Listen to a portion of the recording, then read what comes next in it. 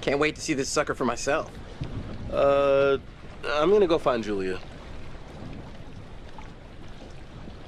Hey, almost time for barbecuing. Got the pad yet? Sorry, I got distracted. No worries. Let's go get it.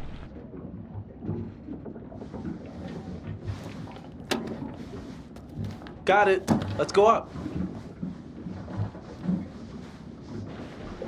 Come here, you vixen. Easy, Tiger.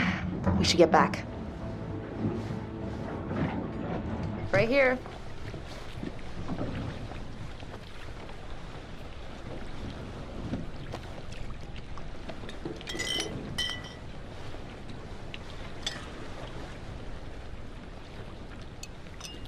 Hey, whoa there, sailor. Excuse me? Careful. If you did decompress too fast, then you should go easy on the beer. Alex, I'm fine. I think if I got the bends, I would know by now. Not always. Sometimes the bends can be super delayed. It could be hours or a day or two. The bends? Yeah, it's when you come up from a dive too fast. Yeah, decompression sickness. Nerd.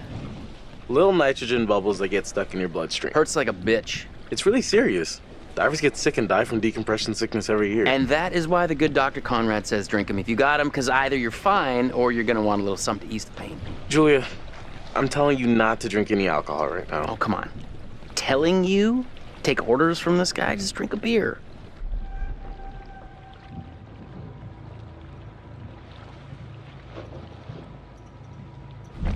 Beer o'clock.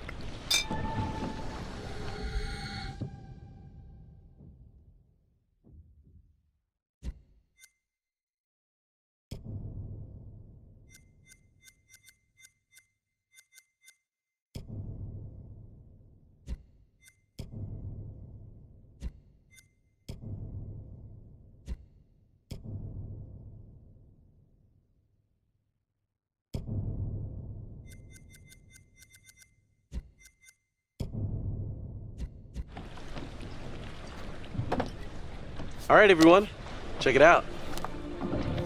Manchurian gold. Who wants to find some sunken treasure?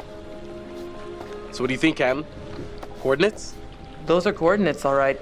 Maybe the plane's destination? You think we could get there by tomorrow? It takes a couple hours if the weather stays steady. Wow. Did you find anything else? There was a flight plan on board that seemed to indicate it was a rescue plane. Yeah, that makes sense. After the war, they turned long-range bombers into rescue planes. And then this plane must have been shot down because it was riddled with bullet holes. I found one lodged in the fuselage. Huh. And it was full of life rafts. Must have gotten shot down before they could deliver all the rafts. There was only one missing. Reckless, all of you. Excuse me? I told you to leave everything down there alone. Oh, come on. We've been through this already. I'm not talking about the law. No, hey, they were respectful. No, you did whatever you wanted. Whatever you took, it was too much.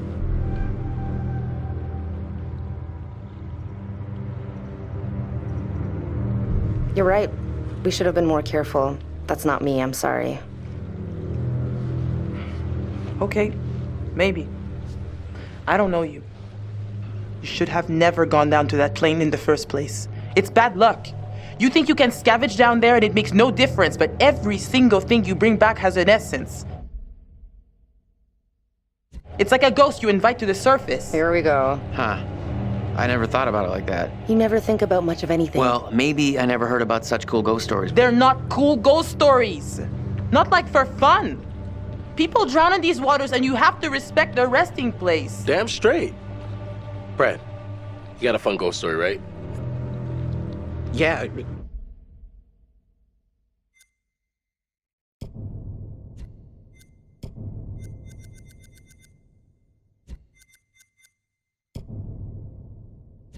Sure, but, you know, nothing like what Fliss is talking about. Tell us a tale.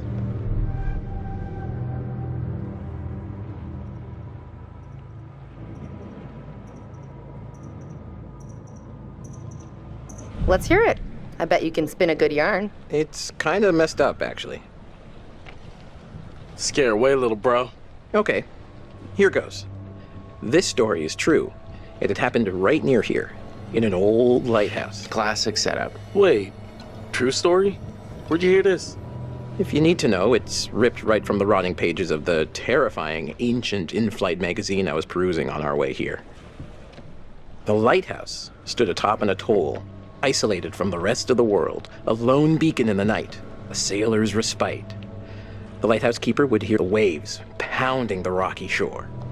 One misty morning, he comes upon a woman, covered in blood. She's stumbling down the beach. He hurries to her aid, and she falls into his arms, sobbing.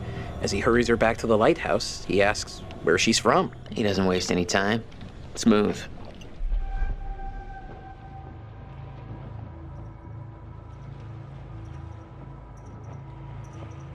Shh.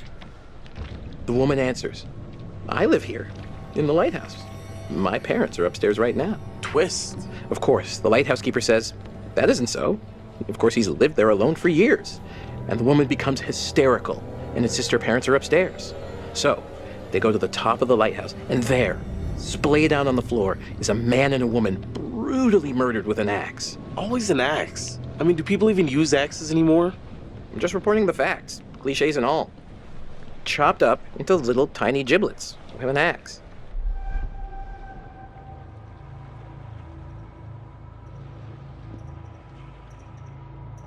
You know, sometimes you have to embellish the facts a little to get at the deeper truth. It's okay. Okay, so who did it? The woman says, it was my husband.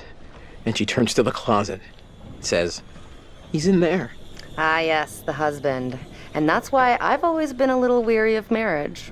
So the lighthouse keeper creeps over to the closet, opens the door, and sure enough, there's a man inside. But he's cut his own throat. Horrified, he looks closer to see the dead man's face in the dark. Closer. Closer. And he sees it's his own face. And then its eyes bulge out and screams. So gross. horrible. Hey-oh, super twist. Nice. Nice one, Squire.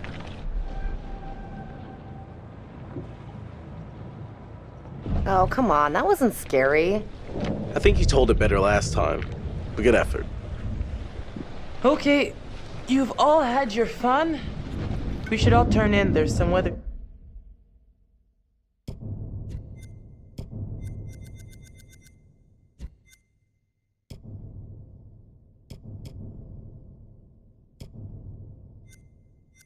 Heading our way. No, because according to standard vessel regulation, we're all required one more beer before hitting the hay. What regulations are these? It's standard issue regulatory institutional protocol subdivision 1099. Uh-huh. Where'd you read that?